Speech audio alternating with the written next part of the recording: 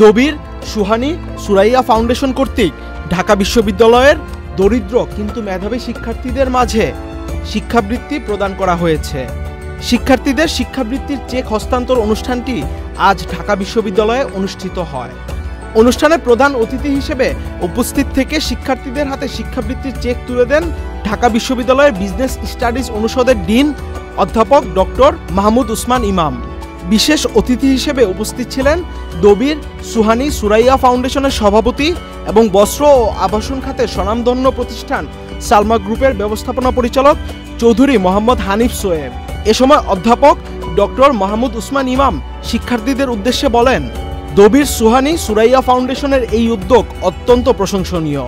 এই বৃত্তি দরিদ্র কিন্তু মেধাবী শিক্ষার্থীদের উচ্চশিক্ষা গ্রহণে বিশেষভাবে সহায়তা করবে এবং তাদের উজ্জ্বল ভবিষ্যৎ গঠনে সহায়ক হবে। চৌধুরী মোহাম্মদ হানিফ সোয়েব তার বক্তব্যে বলেন, আমরা বিশ্বাস করি শিক্ষা জাতির মেরুদণ্ড।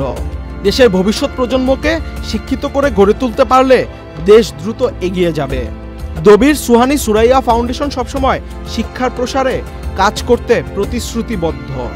অনুষ্ঠানে আরও উপস্থিত ছিলেন ব্যাংক এশিয়া লিমিটেডের প্রাক্তন প্রেসিডেন্ট ও ব্যবস্থাপনা পরিচালক এবং দবির সুহানী সুরাইয়া ফাউন্ডেশনের সহসভাপতি মোহাম্মদ আরফান আলী, বিজনেস স্টাডিজ অনুষদের সম্মানিত শিক্ষক মণ্ডলী ও শিক্ষার্থীবৃন্দ।